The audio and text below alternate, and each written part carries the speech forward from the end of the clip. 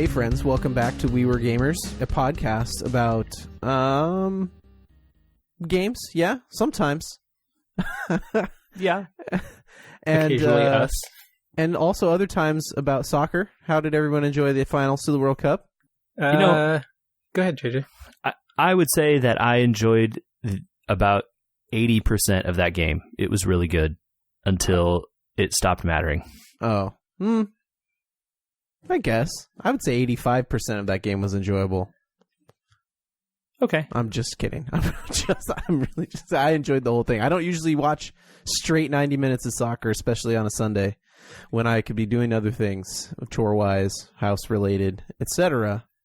But I did, so that means something, I think. Anyway, welcome back. It's a podcast. This is Andy. There's JJ. Hello. And Michael. Hey, everybody. And we're back with a lot more energy, I think. Yeah? I'm feeling well-rested. Anybody else feel well-rested? Long, nice weekend?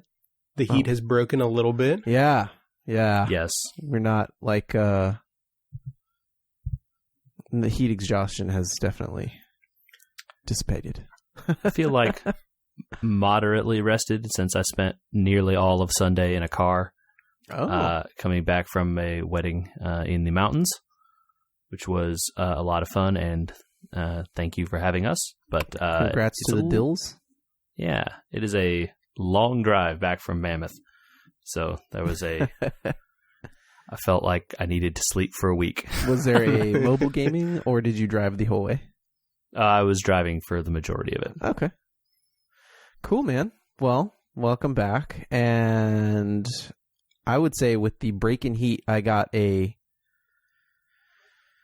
burst of energy to try something new rather than just, laying around not wanting to do anything. I busted out the Steam Link, friends. So this is the Steam Link that you purchased for basically no dollars plus shipping? Yeah, basically no dollars. Right, yeah. Mm-hmm. Especially since I had Steam credit and somehow that applies to hardware. Go figure. I think it's anything that you can buy off of Steam you can apply credit to. Which is nuts, right? I think they sell movies and stuff too. Credit is credit, man. Yeah. Yeah, it was surprising to me. I thought it might not count for hardware. But anyway, so this Steam Link that cost me barely anything out the door is now plugged into a television with an Xbox 360 controller plugged into it wirelessly. And it works. It works. Just out of the box, basically? It was pretty simple out of the box. You plug it in to the TV and turns itself on, and then it says, hey, I need an update. Hook me up to your Wi-Fi. And then it updates, and then you very simply just search for a computer running Steam. And it forces the other computer into big picture mode and then streams across your network to the TV with the Steam Link. So the controller is then plugged into the Steam Link, and it works okay. I think that if I hardwire it, I won't have as many dropped frames. I have a few little bit of glitchiness when sometimes. I don't know if it's with network load or anything like that, but it's good enough to play like little platformers like Braid or anything else. Braid is what I tested on it, actually, to see how it would handle it. And so it looks good so far. What resolution is it running at? 1080. Okay. I didn't know if it streamed only 720 or if it was doing 1080 or what. Yeah. No, it seems that, well, it asked me the resolution of the television in the setup, and then also asked me to set up the overscan as well. Mm-hmm. So it did a pretty quick and easy job of making a what I would call complicated setup easy.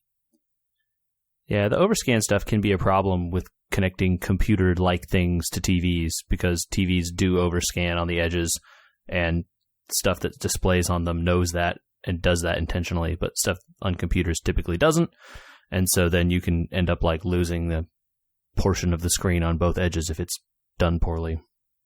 Right, yeah.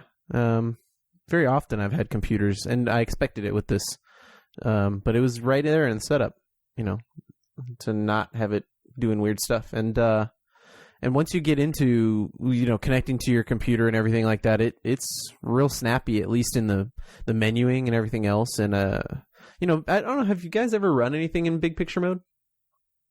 I'm trying to think. Not. Yeah. I don't recall. Oh, okay. It's really like navigable with a controller. They've obviously redesigned it for that. So that is the same exact interface that basically pops up in front of you on the Steam Link.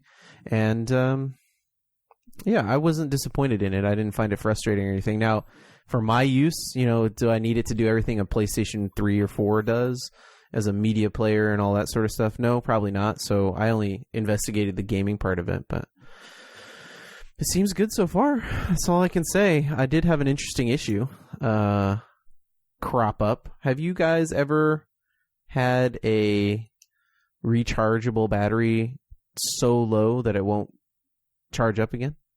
I can't recall any case like that. I feel like if that had happened, I might have just assumed that it was dead. Right. So I had the same feeling. When I pulled out the 360 controller, I thought to myself, oh, well, we'll just, wirelessly run this and all that. And I bought a long time ago one of those battery packs with 360. How many years old is that now? 10? Not More. Even. More? Yeah, more. Oh, my goodness. I bought one of these rechargeable battery packs with it when I got that controller, because that was the controller you got. This is way before the Steam situation with their own controller and PS4 controllers being easy to plug into PCs and stuff like that. And so I haven't used, I really honestly haven't even busted it out. And it wouldn't take a charge. So I had to run it plugged in when I was testing the system, the Steam Link. And I thought, oh, this is kind of a bummer. I'll have to go dig out the AA battery pack that fits into this instead. And I just Googled it because I thought, somebody has to know if these are just like actually dead or if it's a problem with the cable or what. Why won't it even like try to charge it and then it fails? It just doesn't even try. And there were some pretty interesting instructions out there. Michael, are you ready for the electricity minute 2.0? How long did you have to put it in the freezer? Yeah, were people asking you to put it in your oven to reflow the connection to the board or some kind of thing? No, there was some suggestion of shorting the logic board to blah, blah, blah, which was not necessary. Turns out the easiest fix for this is to get a 9-volt battery and wire the positive to one of the positive connectors on the battery and the negative to the negative connector on the battery, and just let it sit there until you get 2.5 volts in it. And then go plug it back in. Okay. Like, basically, you jump-started it. Yeah. But, like, do you have to does it have to sit there for, like, a long time? Or is this just, like, you're using a 9-volt because it has more constant amperage than wall or something? Or, like, it's 9 instead of 5 volts, and so it's stronger? So, I did... It's the gentleman that gave me the instructions for this via YouTube had some sort of power supply that he plugged into the wall and dealt with it. And that was A-okay for him, but I don't have that. I was trying to think of a way that I could get a constant current onto this thing without killing myself, essentially. Right. Seems good. Starting a fire, electricity. I had recently, actually... over this past weekend, had a problem in the house. So, in light of the fact that I had been dealing with electricity all week, trying to get that working again, I was a little more cautious than I would normally be with this sort of situation. Also, with the previous battery problem that we had. And what I thought was, well, the 9 volts is more than 2.5 volts, and from the very little amount of electrical engineering that I remember, there's resistances, and so at a certain point batteries backflow if they don't have enough amperage or voltage. I don't know exactly which. So you had to have 9 volts in the 9 volt to get it to flow into the dead battery, but if you had like 6 volts it would just kill the battery instead. Okay. I think I understand electrically what's happening there, but I'm confused why it got to this point. I'm confused by it too. So after experimenting for about an hour, I got out 4 9-volt batteries. And I would leave them on for about 40 seconds apiece, maybe a little less. And there were sparks and stuff as I, did the little paper clips to the contacts using tools that were not conductive to my fingers. Uh-huh. And then, there's a little bit of heat generated and some sparking. But we got there, just sort of daisy chained these 9 volts through until they got down to about 8. And then it got up to about 275, went and plugged it in, and now it charges. I don't know if you find this as fascinating as I do. I found it fascinating. It's always good to resurrect tech that you thought was dead. That's an interesting solution to it. I don't know that paper clips was the right tool there. But you made it work. It wouldn't be me if I didn't find some part of it to jury rig, right? Yeah, that's in your wheelhouse. Yeah. As safe as it was, paper clips was the way to go, I think. Anyway, that was my adventure with the Steam Link and the controller. But it wasn't my ended my adventure with Steam and the Steam sale, you guys. Did you guys pick anything up? I picked up one thing extra at the... Well, no, you know what? It wasn't part of the Steam sale. It was this past weekend. There was a big deal over the weekend. There were a bunch of games for free. Hacknet, I think. Did you all get that? Yeah, I definitely picked up that free one. Yeah. JJ, Slay the Spire was on sale. Yeah, Slay the Spire. I'm a Slay the Spire fan. Yeah, have you been playing? I did. All right, dude. Then I want to know which class did you go with? There's a few. The game was kind of locked when I first opened it up. Okay. I could only play the Ironclad, the Sword Man. Right, okay, yeah, the first one. I didn't realize how much fun it was going to be. I got about halfway through the Spire and I thought, this is a little bit boring. I hope there's more to it. I got towards the end and it got a little harder, and then I lost to the Guardian at the top. He still had half his health. There's more than one. Which one did you get? How many bosses did you fight, right? Well, okay. This is information I did not have. See? So only one. The first boss at the end of the game. That's not the end of the game. Oh, no. Okay. So you got to the top of the first map screen. There's more map screen? My dude. Yes, there is. Wait. A full run of Slaying the Spire takes 3 levels. Oh, 3 maps? 3 maps, yes. Oh, my. Okay, I thought the game was a little light there for a minute. It is your deck that was light, perhaps.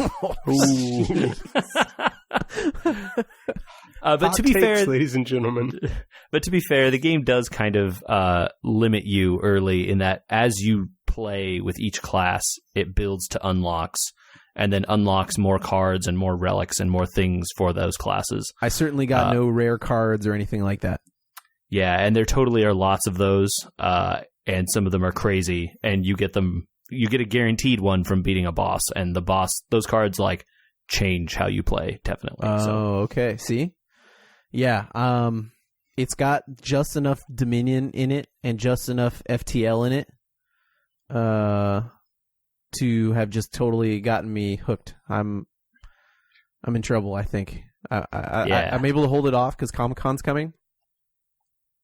But, man. But once it's over. Yeah. It's one of those games that now that I've played it I wouldn't say a ton, but some amount that I kind of get the feeling. I do a run a night, and I call that good. Yeah. Because especially if you get past the first boss or towards the second one or whatever, and the final one, you start realizing your power kind of snowballs and grows as long as you're building your deck in the way that you are trying to. Mm-hmm. And it just takes a long time to start over from the very beginning again with the same cards and very similar starting position every time. Where you lose and your guy was so powerful and you had so many things that you could do, and you start back over at the beginning. You're okay, all I can do is block and hit. And this is kind of lame. So it takes a lot to get up to that point again sometimes. So I feel you on that. Yeah, it was definitely a lot of block hit, block hit, block hit. Yeah. But I could see where the game was going, and I thought it was a little light, and then I got to the end and looked through the unlocks, and I was like, oh, wow, there's a lot of cards here I did not see. And then the 3 classes look like they play completely differently. Yeah, So- they do. And they have promised they're going to make more classes, hopefully, if they sell enough copies. So Yeah, I'm excited to see what they end up doing with that game. I think it's coming out of early access pretty soon. Mhm. They said that most of the content is there. Cool. They're just polishing up some stuff before the final release. So yeah. I'm pretty excited at having played what I've seen so far, and it seems like the kind of game where they could easily just add new weird stuff to it very easily. Yeah, the unfortunate thing for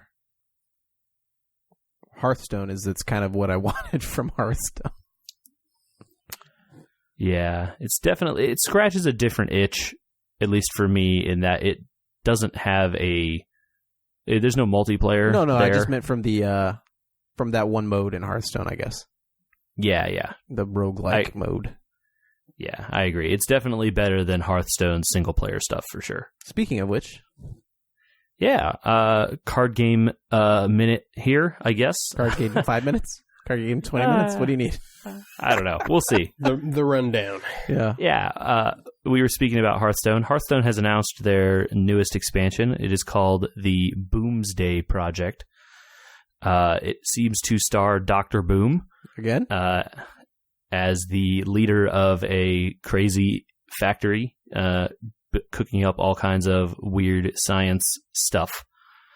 They've only revealed a few cards at this point. They've added some kind of mechanic called Magnetize, where essentially you can stick mechs together and like add their abilities and stats onto ones that are already out there. Voltron? Yes. Except not the Voltron cards, but like you can Voltron your cards now, for real. Yeah, you could magnetize your cards together, and they combine. Oh, that's cool.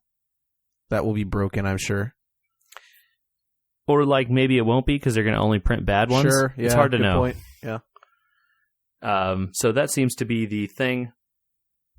They also are adding a warrior hero card, which has yet to be revealed, and I think legendary spells for each class. Warrior hero card? Right, so like a Death Knight, but it's not a Death Knight. Oh, okay. So more like Jirax's. But I mean, Jiraxis is a regular monster also, so he's kind of like half in between. Got you. This would be like literally a Death Knight, but it's not a Death Knight. And mechs are back too, right? Yeah, and mechs are back, which is a tribe that has kind of been on break for a long time. Yeah. Since the piloted Shredder. Yeah, and Mech Warper. So we'll see more of what that is as the weeks come by. I'm still into it a little bit. I'm not sure if I'll spend money on this one or not, as I'm playing the game less and less these days. But the Fire Festival is going on, so quests are worth double gold. That's nice. So they're still trying over there. But I have also been playing in the other half of the card game minute here, Magic the Gathering Arena still. And they have released their newest set, which is very unelegantly named Core Set 2019. Oh, okay. So they're doing their core. That's cool. Yeah, so I guess they got away from doing core sets for a while. Really? And yes, apparently. And this is the first time in several years, I guess, like 2 or 3 years, that they've done a core set. Oh, okay. So core sets usually don't have an overarching theme or anything like that. They're just reprints of a lot of old cards to kind of get a balanced structure to the game for the year. Is that kind of what they did here? I don't know enough about the past of Magic to say if there's a lot of reprints in here. It sounds like there certainly are a good number. But it sounds like there are some new cards mixed in here also. But it does not appear to have like an overarching theme like some of the other sets do. Right. Yeah. Cool. So, I mean, there are new Planeswalkers that are printed for most of the classes or colors, and, they're they're pushing forward the various themes they want to with the colors out there. Have you found yourself falling into a color again, or just you're playing every color? It's hard to play every color without paying money. Yeah. And since there's an account wipe coming anyway, I'm not that interested in spending money. You get your money back, I guess, technically, right? Yeah. But, like if you win rewards or whatever for playing well or whatever, those go away. So I've sort of fallen into playing like a white-black deck, which has a name that I don't remember. Magic has weird names for all the color combinations. Yeah, white-black. I used to play either... Oh, Michael's left in the dark again here. Soaking it all in. I used to play either flat green or, what was it, white-blue? Sure. White-blue is, I guess, apparently very strong these days. Ooh. I don't... There's a lot of counter spells, so it's easy to... There are cards that are counterspell, and then there are cards that are counterspell but have a different name, so you can run 4 of both. And then there are cards that are like counterspell but do more than counterspell does, and you can run 4 of those too. And so then you get, it's a lot of like, you don't get to do anything, and I get to also do nothing until I play the card that lets me win later, kind of thing. Okay. Apparently that deck is very strong. I think that we will never have guessed the names for the deck combos because they're based on like guilds. And it's based on all Magic stuff that like none of us know. So yeah, it was like if you remembered one, I was going to go with it, but I don't know them. So nope. But this update also rolled out their first. They call it an alpha version of the new player experience. So like kind of the tutorial missions. Oh, cool. Yeah, it is definitely a very quick and dirty introduction to playing Magic. And like, here's what power and toughness are. Here's what how life works. Here's how you block. Here's how you can block giant guys with little 1/1 dudes, and then you still take no damage. Or hey, you can play cards on your opponent's turn and stuff like that. So I've been out of Magic for a while, and hearing you talk about it more and more gets me more and more interested. I signed up for the closed beta. I haven't heard anything. But I think they may have sent people keys for like invite your friends. I have to go check through my emails again. Ooh, friendo. Maybe we should do a pod. Don't quote me on that yet. We'll check back with that. But they've done digital Magic before. Do you have a sense on all this of what makes Magic the Gathering Arena different or new? Is this just going to be like a rolling Magic thing, or what's... So here's what I have gathered. Digital Magic exists in a way that is very similar to the paper game in that it's called Magic the Gathering Online, so MTGO. And that game literally has a complete economy the same way paper Magic does. You can sell cards. When you buy things, they cost money, and then you can sell the cards for money, or money equivalent. Which means that there's a finite amount of cards? Recoup your cost. I mean, only finite in what people are willing to buy. But I think, they don't, like, when sets stop being on sale, they're no longer on sale, so the price maintains in a way that it does, like, in paper Magic as well. Or maybe it's only based on demand. I honestly don't know enough. But there is some element of trading and acquiring old cards and whatever is not difficult. Like it would be if you had a bunch of friends playing Magic around you and you could trade and stuff. Cool. This game is much more like a modern mobile game in that it is, there's no trading element. The game doesn't have dusting like Hearthstone does, but it does have this wild card system we've talked about before. And that's kind of their nod to like, hey, here's a way to get things that you want without having to destroy the stuff that you have. And it feels a lot more like a, like kind of like, I call it a mobile game, even though it currently only has a PC client. But it has that kind of a feeling, right? Where like the latest set came out, I'm going to buy some packs and open it the way Hearthstone does, right? Right. Yeah.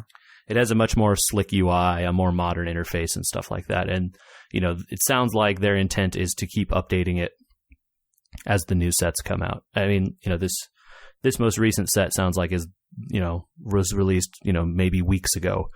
So they have, they're at least trying to keep up with what paper is doing, even if there are more formats and more things available in Paper Magic than on the game. Cool. So yeah, it's pretty cool so far. I'm still playing it, so that's, I guess, what we can say. Not the highest ringing endorsement, but hey. Well, if it's starting to creep into your Hearthstone time. Oh yeah, it definitely has been. Then that is a statement, I think. I don't know. There's no mobile client yet, so Hearthstone still has its fingers in my phone for sure. Right on. Michael? Gaming? No? Yes? Yeah, a little bit. I have been diving deeper into ever more complex rooms to escape from. Ooh. So I think are you on last room week 4 I yet? had, Or is it 4 was the last one, right? You said? There were 4, yes. I'm not sure if the 4th one is in the same loose storyline as the first 3. It's not sequentially titled like the first 3 are, and I haven't really read anything about it yet. But the first 3 are all sort of one loose story thread following through each of them. And there's a little more story to the 3rd one, which I played my way through over the course of the last week. And the 3rd one is a much bigger game than the first 2. It was all of 6 hours total playtime compared to the 2 hours that each of the first 2 was. And it has multiple endings. Cool. Oh. So a much bigger game. Last time I said that it sounded a lot like The Witness. But I was thinking about it. Maybe it's more like, is it more like Myst? I don't know. Do you guys even remember Myst? I remember Myst. Yeah. I feel like the puzzles are more intricate, but in some ways also a little more intuitive than in Myst. In Myst from decades ago, I recall that you kind of had to piece together little bits and pieces from your environment to figure out what you were supposed to do next. And this is a little more, you don't have the freedom to go anywhere, and so there are only a limited number of places that you can look for things to do next. Okay. I would say my memory of Myst is seeing a random wheel, clicking it, not seeing anything change, and then wandering around the island trying to see if anything changed. Right. So Which this is exactly right. Yeah. I know. That's my memory. Or finding a random combo lock somewhere and then finding things that got to turn it. Lame. Yeah. Yeah, so with these, you definitely know, like, if you push a button and it causes something to happen, the game will pan to show you what is happening, like, what the result of what you've done is. Oh, so the game coddles you. Wow.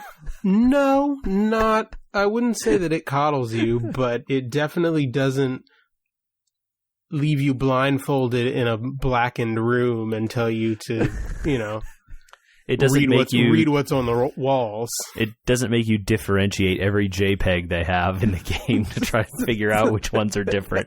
Yeah, there was not a library full of 800 books that you had to dig through for the right one to find the code for the fireplace. Right. Yeah. Wow. I think that's on GOG. Maybe we should do that. Oh gosh. I don't want to do that. Well, the fact that once you get to the end, the answer is if you knew the right book to look in, you could have finished it in 3 minutes. Spoiler alert. I guess a spoiler for Myst. I don't know. Again, the right book. We didn't say Also, which one. Yeah. Yeah. Wow. That's cool. I'm glad it's keeping your interest, though.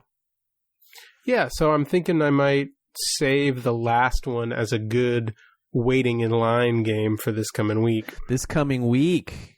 We need to talk about this coming week. Friends. Yeah, there's a little thing is happening. By the time this airs, I think at least some of us we'll be on the road to San Diego Comic-Con.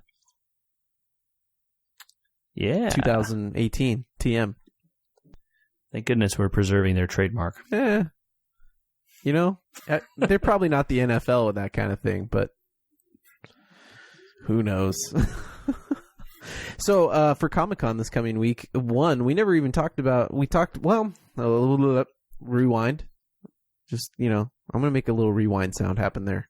And then I probably won't, actually. That's too much edit work with the Comic-Con coming up. Anyway, we did talk about the change to exclusives a lot last week and how they were doing the new system online and trying to make it more democratic, etc. With a raffle, we should probably start there. The raffle happened. Friends, what do you think at this point in time? Do you feel cheated? Do you feel like it was even? What do you think? Well, I looked. One of the things that I saw that I guess helped me feel a little bit better about it was the unofficial SDCC blog on Twitter ran a poll in the afternoon following the lottery assignments. And they asked 2 yes or no questions. One of them was, did you win an exclusive in the lottery? And I think I saw like 3,000 people responded. And of them, 2/3 said no. And then the next question was, if you won an exclusive in the lottery, did you win more than one? And to that question, 2/3 also said no. So it sounded like, at least, you know, it's a real small subset of the people who would have been entering the lottery, but maybe indicative of what some of the numbers were. Hard to know. Yeah, that's my issue with the way it works, is that now it's hard to really know who or what really was like how many people did they actually let through on any of these things. You can kind of guess numbers when you see lines. There's no way to get numbers now. It's all secret. And yeah, like when you're there, maybe, you know, look, I'm sure there's still going to be the 2-hour line at the Hasbro booth, and, you know, there's going to be the lines for every one of these things. But it's just a question of like, who were these people? Were they planning to do this beforehand or not? Right. You know, and, you know, to that end, I did get more than one selection. Oh, interesting. I only got one. As did I. I know a couple people that at my work who got nothing. Now, how many did you apply for? Because for me, it was a 1 out of 36. Yeah, so I don't remember the exact number, but it was up there like that. It was like 30 or 40 things that I applied for. Okay. Yeah, I got a slot in Hasbro at the end of the day on Friday, and one of the Lego sets. Cool. Very nice. I got a signing. And I got one of the Lego minifigs. Okay. That's pretty cool. That's an even spread for all of us. I actually don't, of all the people I've talked to, no one that I know has gotten a signing except for you, Andy. Well, probably a lot of people didn't sign up for signings, right? I mean, I signed up for the shows that I'd heard of and cared about. Oh, okay. So, I mean, that was only 2, but, you know. Yeah, the signing I got was for a comic book guy, so not even for a show. Yeah, I wonder if the signings of all of the things that you could sign up for might have been a little more tailored in terms of people filling out lists. Because sure, there's going to be some segment of the attendees who check all the boxes, right? Right. Sign up for everything. Okay. But then I feel like there's also going to be a group of people who are much more willing to pick and choose that, oh, I like this show, or I would like to get a signing from the cast of this movie, than, you know, oh, I'm a fan of Lego, so I'm just going to sign up for everything, or I want something from the Hasbro booth, so I'm going to sign up for all of the Hasbro slots. Right, and that's more or less what I did for both Lego and Hasbro. I signed up for every single one of all of their things. My guess is also that it's easier to make toys to sell people than have people signing for a huge amount of time. Therefore, the sign-up lists for artists and moviegoers and all that will be much smaller. Sure. I mean, they're probably only allotting 1,000 or something worth of however many people they think they can get through a line in the hour or whatever they have them, right? Right.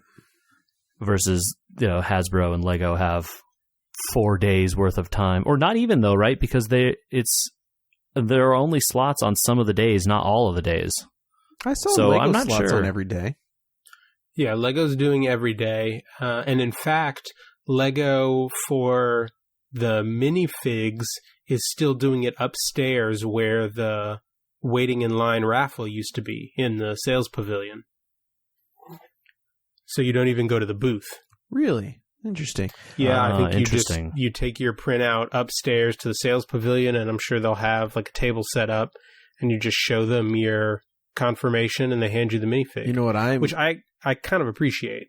I mean, that actually improves the experience for most people, I would guess. Yes, to not have to go onto the floor. I think a lot of people are not going to have read their directions for things like that.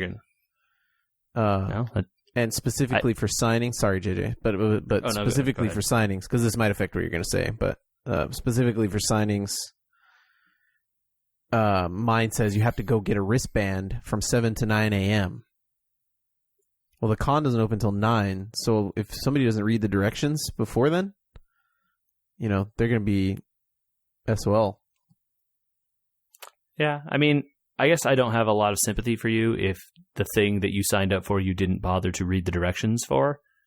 If you really wanted that thing, read the directions and do what it says. Like I said, I wonder how much complaining, not how much... Oh, yeah. I mean, look, anytime there's a new system, there's going to be complaining. You got to expect it. Yeah. Especially with this crowd. We'll see. Yeah, definitely. This crowd is going to complain, even if everything was smooth. I include us in that. Yeah. We did a fair bit of complaining last week, and that was before we even knew if we got anything. We did speculating last week. I don't think we complained. I complained a little. Okay. Speculative complaining. Your speculation may have been negative, but anyway. Well, let's turn it positive. What are you looking forward to at the con? Because I think that at some point we're going to talk about what we did, but we should talk about what we're interested in. So I think the most interesting thing to me this year is the stuff that isn't at the con this year. I looked through the schedule for the big panels, which we never go to, in Hall H and Ballroom 20, and there was not a lot that jumped out at me that sounded immediately interesting. Did anyone else have that experience? So I've only made it partway through the schedule. I think I've only gotten through the end of Thursday, maybe. But yeah, I expected there to be, just in general, I expected there to be a few more panels to have caught my interest. And I only, I think, flagged a handful so far. I peruse lightly before the con and then kind of pick stuff during the convention based on what we're doing and how we're feeling. I did look a little bit. Obviously, all the Marvel movie universe is not there. Right. Deadpool is, but that's Fox. Star Trek is, but we haven't seen the new Star Trek, so I don't want spoilers, really. Or to be lost. And in space. And then generally I look for smaller stuff because I don't want to wait in what I assume are probably going to be even longer lines for Hall H and Ballroom 20 because now those people are going to be out of other lines, right? But will they? I looked through the programming and it felt like there was a lack of big headline things this year. There's no Game of Thrones panel. There's no Marvel movie panels. There's no Star Wars, and not that there has been in recent years, but I didn't see a lot of big headline movies like that. And there were some that I had heard of or whatever. That Bumblebee movie is going to be there. I'm sure Warner Brothers will have Venom and whatever other stuff they're putting out. There are movies certainly going to be there. It just felt like it was lacking a little bit this year. I mean, Dragon Ball Super has a panel in Hall H. Dragon Ball Super is pretty popular. I'm not disagreeing with you, but that seems like that would be something that would be too small to have, an anime movie would be too small to hit Hall H in other years. Right. Am I wrong? No, you're absolutely right. And in other years, a thing like Venom showing up there, which I have actual interest in, I'd be trying to get over there. But I don't know. It's a hard time talking about panels for me. I'm interested to see a lot of more like what the vendors and stuff look like on the inside, considering these new line systems, if they're going to be cracking down on lines and stuff, what it's going to be like for the Blizzard store, which, we have to pass the line 7 or 8 times to get in line, Mm-hmm. or things like the Hallmark exclusives or the Peanuts stuff, because I almost guarantee there's going to be more people out there on the convention hall. So I'm very curious to see what it looks like in terms of stores versus comics, and whether some of the comic spaces come back or what it's going to be like out there. I'm always curious to see that. My impression is that this year is going to be like kind of a weird middle year, because it wasn't mandatory, right? Like a lot of the exclusive stuff clearly didn't go through that thing. I mean, Marvel always gives away like exclusive posters and stuff at their booth as well, and they weren't hide nor hair of them. And they're going to have a giant booth and like they huge do every signings, year. yeah. Uh-huh. Yep. Yeah. Like I'm sure, I 100% guarantee there's a signing for the cast of Infinity War, right? Like they're going to have one, but like not on that exclusives portal or not. So how is that giant crowd going to form? And the same way it does every year, in a crush of people at the Marvel booth, I'm sure. Yeah, maybe. So maybe not. I don't know. It's weird. I don't know how they'll do it. And like, will some still be sticking with the old systems and some won't? So like, will it be noticeably different, or will it be just the same, except the people that are in those other 2-hour lines for Hasbro and whatever were just pre-selected? Yeah. I kind of think it might be that. I want to know though, if movie studios are starting to think about whether they're going to show up again anymore, right? Like, hype is now so online based that maybe these conventions aren't worth the money because they have to go so big. If Dragon Ball Super is starting to fill space in Hall H, maybe that math Kevin is starting to... Kevin Smith is back, Like, has he been there in the last several years? I feel like he wasn't. No, he always headlines Hall H. Yeah. Oh, okay. Well, he may not have been there last year because he had a heart attack. Oh, well, I mean, that's like a good reason. Little things like that. I don't know if that was before or after Comic-Con. I can't remember. I want to say it was after. I want to say it's more recently than that. Yeah, but... Anyway, I didn't remember him being there last year, and I saw him again this year, and I was like, oh, it's been a while since I saw that, but that could just be my short memory. Yeah. I don't know, like, I don't want to sound like I'm down on it. It's going to be pretty fun, and there's always good stuff that comes out of it every year, and, like, some of the stuff I've heard that they're doing for, like, the pop-up shops out in the gas lamp and stuff around sound like they're going to be pretty silly as well. Yeah, they're doing a Demolition Man pop-up restaurant. Taco Bell. Yeah, Taco Bell? Yeah. Yeah, I am almost certainly going to wait in a line to do that, just because they're selling Demolition Man merchandise. What does that even mean? This may be a We Were Gamers field trip, because I think that some of the other people here are interested in that too. Yeah, so like that's on my list of stuff that sounds hilarious and cool. There's a I'm going to say the name of this studio wrong. Alaika Live. No, don't know it. So they're they are the animation studio that did Coraline, Paranorman, Kubo and the Two Strings. Oh, okay. Uh-huh. Stop motion stuff. Kubo and the Two Strings, right? Yes. I'm trying to remember because I have a friend that worked there. The name of it is Alaika, I think. And maybe I'm pronouncing it wrong, but those are the letters. It's from Leica. I think it's Leica. I'm pretty... I don't think there's an A at the beginning. Are we... No. Don't type. Okay. Whatever. I'm almost 100% certain it has an A at the beginning because the word ends up looking a lot like live, which follows it. Anyway, all right, hey, whatever. You know what? Here we go. If you know the answer, exists, tweet at us. Yeah, there you go. At We Were Gamers on Twitter and Instagram.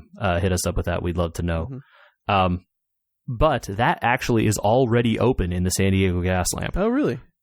Yeah, they have hours. And a friend of mine at work went to see it already and said that it is really awesome. Okay. And if you like that studio or any of those movies, it is a fascinating look at stop motion animation and how they do all that stuff. Yeah.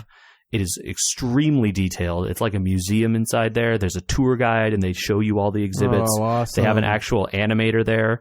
There's they show you each face that they used for the 24 frames of animation of one scene. So there's 24 different faces for the thing, right? Each one has the eye a little bit different or whatever to make the thing. And he said it was an unbelievably cool little experience there. Nice. So that is in the Gaslamp as well. That sounds really cool, but I imagine the line for that is going to be unbelievably insane. Yeah, because you won't need a based on pass. how It'll he be said like it was. Netflix. It'll be bonkers. Yeah. So those were the cool stuff I heard about in advance. But what about you guys? You hear about anything else cool that's coming?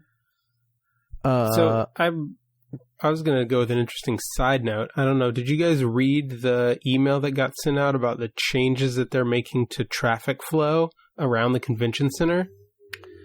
Yes, I did see it a little bit. Yeah, I took a look at the map. They're setting up a perimeter around the front of the convention center that you have to have a badge to get into. So if you're meeting someone who doesn't have a badge for a particular day, you can't just meet them out front of Hall C. You have to meet them outside the perimeter. Yeah. How's that very gonna work? interesting. Harbor Boulevard is being blocked in front of the convention center as well, so that there will not be cars. Oh. and so Just you will not. shuttles, Wow. but not even... I don't think they're even letting in, Lyft. Yeah, it's literally just approved transports. So most of the time, I would imagine you won't have to wait for stoplights or anything. Oh, that's so great because Which that is light really is usually nice. such a crush of people just waiting at the trains. Yeah, so that will make that a much, much different thing. Yeah, wow, that's amazing. Way to go, San Diego. Thinking on that one. Yeah, so that will be interesting. If it will keep a lot of the crush of people away from the doors to the convention center, and if it moves it from there to, I don't know, wherever they have this perimeter set up, that could be very interesting. Did they mention Also, one potential- end- it would be like a metal Yeah. detector situation as well, or no? I didn't see that, but So they- that doesn't mean that it's not They there. added it at BlizzCon this year, so I'm wondering what a perimeter means, right?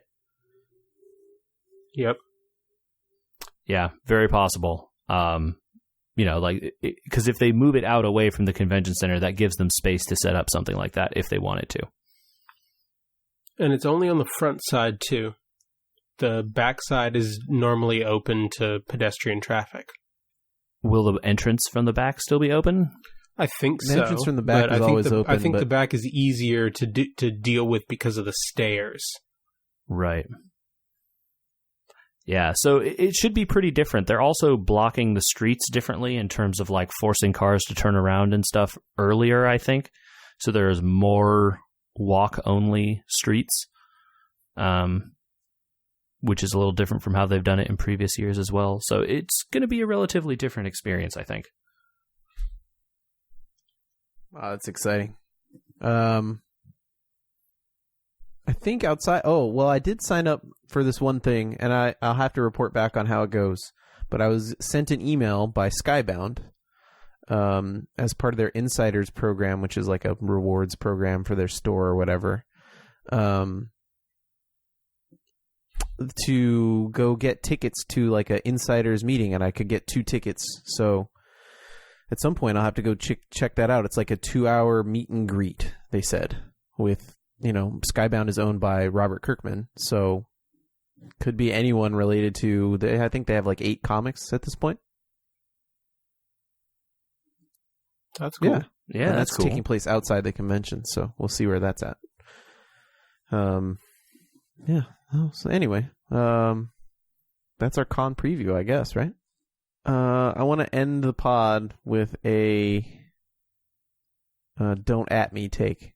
No, you can argue back. Okay. It's fine. I rewatched. You have a hot take. I rewatched Thor Ragnarok last night, and I think it's my favorite Marvel movie. I mean, I like that movie. Yeah, I thoroughly enjoyed that one too. Black Panther might be a better movie, but I think Thor might be a better Marvel movie.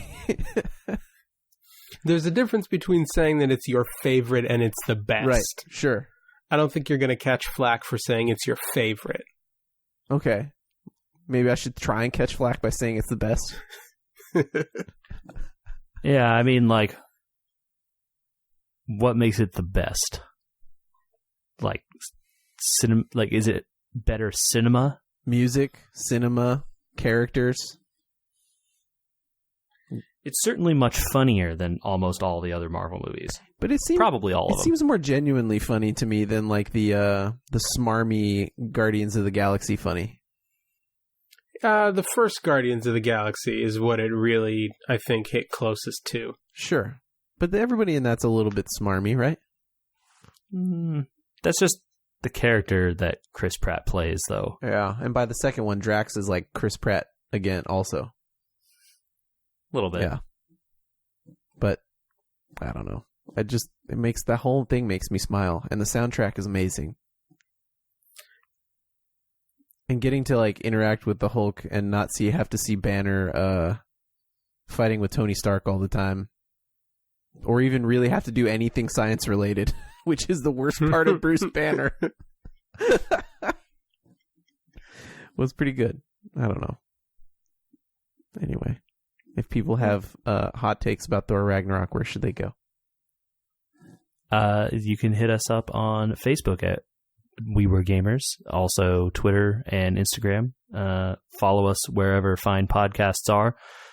Google, Apple, Stitcher, I don't know, wherever else this podcast shows up. Follow us on there. And let us know about Andrew's hot take. Oh, emails. That's right. We have an email address. podcast@wewergamers.com. You definitely send emails there about the hot take. And we will absolutely read them, and Andrew will learn your feelings about his opinion. Yeah. It's unlikely.